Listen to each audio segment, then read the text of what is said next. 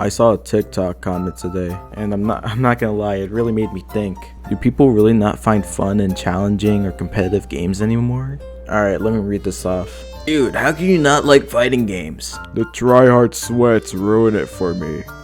Which I promptly replied with, you just admit you suck. Who greenlit this? So this will mostly be a video about my opinions, which I'm not gonna lie, are pretty harsh. Now, let's get started with the rest of that comment. Well damn, I just got on, so I couldn't get good overnight. I don't expect you to get good overnight. I expect you to learn a hard genre and its mechanics. I never said anything about you being good at all. I believe that the fun of fighting games comes from its difficulty and the rush you get from finally pulling something off, whether it be hitting a combo you've been lagging for days on end, hitting something goofy, or figuring out how your matchup plays is where I find the most enjoyment. Obviously, not everyone shares my exact opinion. Like, some people even have friends to play fighting games with, casually, which I think is perfectly fine. Fighting games should be enjoyed by everyone, but I think playing with people who are already used to the genre, it should be expected of them to actually try and win, unless they set a goal that's set or something of the sort. Expecting someone to fall down to your skill level just because they're currently out of place is one of the weirdest things to do in a competitive game. It's like setting house rules in your favor so you can be even in a competitive setting. The ace's value can be whatever I want it to be. Fuck you. It's unfair. It's completely unfair for someone to be on a crutch if you can't fight them properly. But it's different casually, I agree. Playing Smash at a meetup casually with items on gets completely ruined when some kid with one of these haircuts comes in and starts TODing with Steve. All because your unfortunate soul decided it was fine to release Satan himself onto your Nintendo Switch. However, I think it's different at a meetup, or when the person who's tryharding is just trying to play the game normally, so already knowing the game, they shouldn't make the same mistakes you do. If you really enjoyed fighting games, you should build up the habits of that same dude who's tryharding. Not even the bad habits, but take from those games what you can do and what you can learn from. It's why I find fighting games so interesting and why I keep coming back to play fighting games. There's always something new to learn. Not gonna lie, while making the script, I was scrolling YouTube shorts unintentionally, and I mean unintentionally, by the way, and I stumbled across this regular show clip. Rigby and Mordecai meet GBF, and in that video, Rigby and Mordecai were close to beating a high score owned by GBF in a somewhat competitive game. Why does this matter? It shows that the ego someone has as a casual player thinking you're entitled to win against another player who's clearly taking the time and effort into learning a game just because you want to have some fun and have a free win is stupid. GBF doesn't give a shit about how he wins, and instead of gapping, he uses the sympathy that Rigby and Mordecai have, lying about a wife he never had, by the way, to keep some high score inside some dumbass motorcycle game. He just wants the feeling of winning.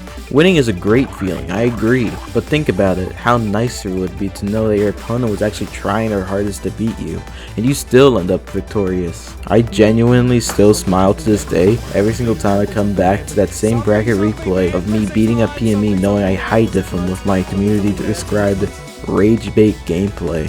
I got this rage bait gameplay from just playing online with other people, and I always stuck to the same mentality. I like it when I lose, and I love it when I win. It doesn't have to be like this. You can dislike a game because players are skilled. Everyone has their own reason to dislike a game. Some people would still look at my argument and go, but what if I want to have fun? I can't do anything against what you're doing right now. At least some people enjoy casual settings with weird rules you want to set up, and some people just want to play the game as it was intended to get good at said game. I don't want to disrespect anyone. However, I want to point at the real issue. That being the horrible monster, ego.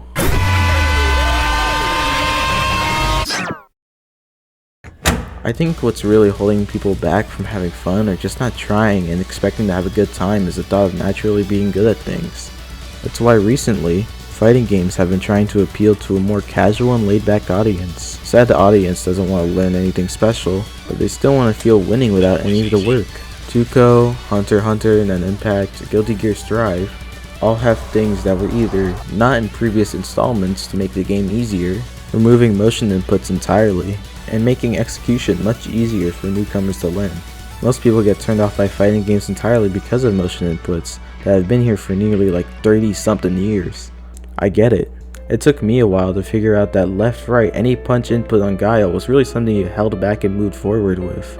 It took me 10 years. I was 5 when I played Street Fighter 2 Turbo HD on the Xbox 360. I do think accessibility in fighting games is good, but it should be used to lessen the entry fee when it comes to actually understanding the game, not reworking the base of what Capcom's been doing for years now.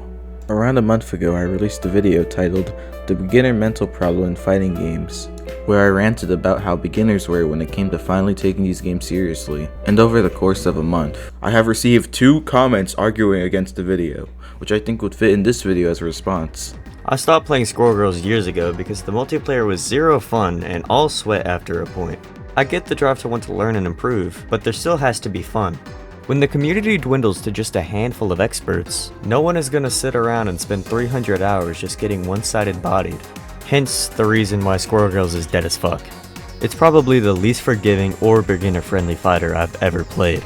I can still keep up in games like Street Fighter, Virtua Fighter, etc., but Juggle fighters are just utterly relentless in my opinion, and have a short shelf life with their communities because of it. Skullgirls in particular pulled a few punches, and I think a new player, especially today, would have an almost impossible to overcome challenge in reaching a level where they could have a decent match. Surprisingly, the community has yet to strip down to only advanced players, and I think it'd be cool to drive up interest in this game again. There are specific communities when it comes to fighting games only for beginners. Also, I think it's fine losing a ton of one-sided fights in fighting games. I actually only started playing 3 years ago, and I still have fun playing after I began to accept my flaws and tighten up the gameplay. I was getting my ass beat daily, but my love for Skullgirls and its fast-paced gameplay could never stop me from playing. I remember when I started, I used to set a goal for myself to play this game for at least 1 hour every day. Now I'm up 1,783 hours at the time of recording this on Steam. If you bring a single player mindset, I paid for this product so therefore I should be receiving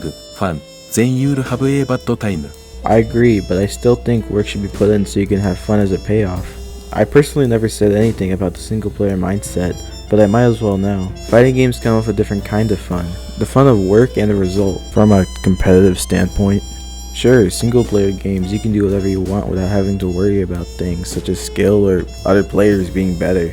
But most of the work and result you can get from said games, such as a single-player open-world RPG game, is a lot different than what you can get from a fighting game. If you're looking for competitive fun, fighting games are for you. If not, maybe give other genres a try, if you just don't think fighting games fit you.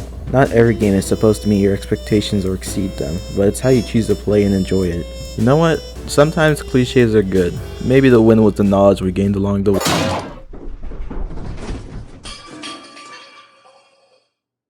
Thanks for watching until the end. I got a Discord server for you to lurk in and complain about fighting games to the rest of my community. Also, I'm thinking about coming back to Twitch, just maybe, and hopefully I could post more videos this 2026. Anyways, happy holidays or something. I don't even know if this is gonna come out during the holidays.